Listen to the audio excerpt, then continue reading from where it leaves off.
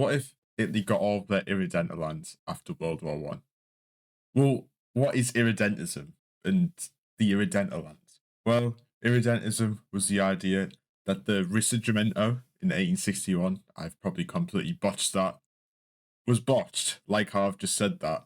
And many people on the right, from futurists to fascists to plain old nationalists and other right wing groups, thought that Italy didn't unify all their lands, and lands on the Dalmatian coasts, in the Alps, and in Corsica should be Italian. With this, Italy up until 1918 did make some efforts in this. In 1866, in the Austro-Prussian War, Italy did reclaim Venetia, but this came at the cost of Savoy and Nice in the compromise made with Napoleon III. They had also taken various territories after the First World War, including South Tyrol, part of Dalmatia, and Trieste. However, the reclaiming of the Adriatic territories were impeded by the creation of a Yugoslav state and Italy's poor performance in World War One. Despite the gains, Italy was without much of an irredental land, like parts of Savoy in France, Trentino in Switzerland, most of Dalmatia in Yugoslavia, arguably Corsica, and arguably Malta from Britain as well. I say arguably for some of these, as the irredentist movement had some various different definitions of what and wasn't irredental lands. So, what was Italy's claim to these lands? With Dalmatia and Trentino having large Italian-speaker minorities, Corsica was under the rule of the Republic of Genoa until 1768, and therefore Italian. Parts of Savoy were Italian up until 1866, and Malta was ruled by the Knights of Malta, and Italianized the area. So these claims were somewhat reasonable. So what if the Treaty of Versailles, Italy got her irredental lands? It's obviously unlikely, as France wouldn't give up core territory, as she has had these territories for half a century, and the poor war performance of Italy made the legitimacy of her claims very weak, while the strong Serbian war performance did the contrary. Besides this, however, how are we going to do this?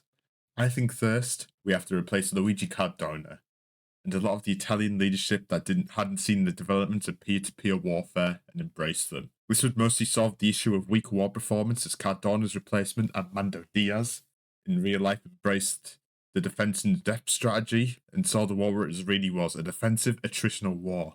This would prevent the 12 battles of the Isonzo River, and would also likely prevent the humiliation of Caporetto, with the morale being much higher and the Italian army being much more defensively tactical. With this, I think once the Austrians were on the losing foot in 1918 and the Habsburg realm was on the brink of collapse, Italy would be able to actually capture their irredental lands. Would potentially see a battle more decisive than Vittorio Veneto, or maybe just a quicker collapse of Austro-Hungarian lines, with this solving the main problem of poor war performance. However, how do we get the other irredental lands from the Entente members? I think it'd be quite simple. With Italy in 1915 potentially being able to play off the desperation of other Entente members, with a potential quicker conquest of Belgium by Germany in 1914 and 15, with the Germans getting closer to Paris. With this, Italy could ask that all of their irredental lands in turn for intervention in the war and open up with another front. The final issue of hers is Trentino in Switzerland, as I think this wouldn't be pursued until after the war. And maybe Switzerland is given some concessions in Germany in return for Italy getting Trentino. Or potentially Italy just demands it off Switzerland after the armistice, under pressure from nationalists and Orlando's government. So what would be the immediate aftermath? Well, the liberal ruling system in Italy would remain very popular. I don't think for long. Italy was no longer humiliated and reclaimed their irredental lands. But now for the liberal government, they still had to face other issues, such as their economic woes and the increased 84.9 billion lira debt she'd incurred from fighting in World War One, alongside a greater north-south divide from increased war spending. More than likely, however, I see the Catholic PPI getting in power and absorbing a lot of the nationalist movement, and winning the election in 1919. This is for three reasons. The nationalists didn't really have anything to go off anymore. They couldn't switch lenses and decide, oh, now we've conquered the irredental lands, we'll go for Rome instead. That's just not very realistic. Furthermore, the nationalists wouldn't have the same pull post-war, as the ANI would likely still be somewhat present, but with Italy's good war performance and all the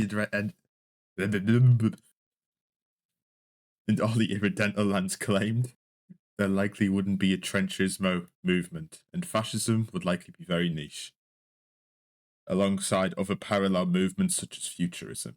So a lot of nationalists in Italy would likely form the PPI ruling coalition, potentially with some of the remnants of Orlando's Liberal Party after the election in 1919. Secondly, the Liberals, although victorious in the war, were seen as a party of stagnation and corruption, with the policies under Giolitti's 5 governments of Transferismo forcefully assimilating other political movements into liberal coalitions to silence them politically. With this, the Liberals, although somewhat popular, would likely see a decline, but not to the extent in our timeline. Finally, I don't see the Socialists having much traction either, as the war was won and a lot of the people would stick more down the middle as Italy was victorious, and there's no reason to tear down the liberal system that had claimed the lost territory and had instituted some quite progressive policies like a pension fund, maternity leave. I do see the Socialists as the main political opponent to the PPI. However, I see the two blocs become more like the Tories and Labour in the UK, with them being the two main parties, with some smaller fringe parties like the A&I, Liberals, and maybe some other form of right-wing or fascist force also being another party. So what would happen after 1919? Well, I think Italy becomes a stable democracy. Mostly weathers the storm of the Great Depression, become better economically under the PPI coalition, with leaders like Luigi Sturzo. I do think some of the issues with the North-South divide are somewhat solved, and I think Italy would become more of a moderate democracy, quite like Britain, especially with the greater stability that the irredental lands, and obtaining them again, and the better resources they have from them. I do see, however, some extremist factions like communists or people on the right wing being still a threat to Luigi Sturzo's government, but I think it remains quite stable. Politically, though, and foreign entirely, but I think World War II mostly stays the same, and I just think it speeds up the war in terms of how quick Germany loses, as it's just one less nation the Allies have to beat. And I think Germany loses around January 45. As the Allies invade Normandy quicker, they have to spend less resource in the Mediterranean. They win the War of the Atlantic much quicker. And I think it's just a quicker war in general. Another interesting thing, Italy would still have the monarchy after World War II.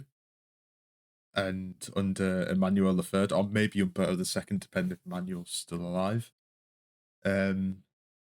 This because the monarchs hadn't been associated with fascism pretty much. But I forgot to say about World War II. I do think they'll get involved, but I think this is more for a similar reason as Turkey, just to be part of the UN. Besides from this, post-war Italy would likely be a lot stronger and potentially be the third largest economy behind the UK and the USSR in Europe. With this, I do think Italy's likely to join NATO, but I don't think they'll join the EEC and later the EU, as they'll hold sympathies for Catholic Spain and Portugal, and they wouldn't want further integration in the West due to having fears of having to abandon Libya, like how the UK and France had to abandon her colonies, which potentially has undergone some levels of Italianation. Italianation? It's like a spell or something. Italianization, there we go. With high levels of immigration. Italianation. Overall for Italy, I think this would be a better outcome for them. And with the collapse of the USSR, they'll likely keep their irredental lands, but either due to outside pressure or rebellion, they'll lose Libya. For Italy, this would likely be a world where they are more powerful and more stable, but around equal in terms of economic output compared to the modern contemporary, partially just due to their distance to the West and potentially not join the EU till much later. So that was an experiment. Hope you enjoyed. Thank you for watching, and hope this doesn't come out like a pile of shit. Thank you.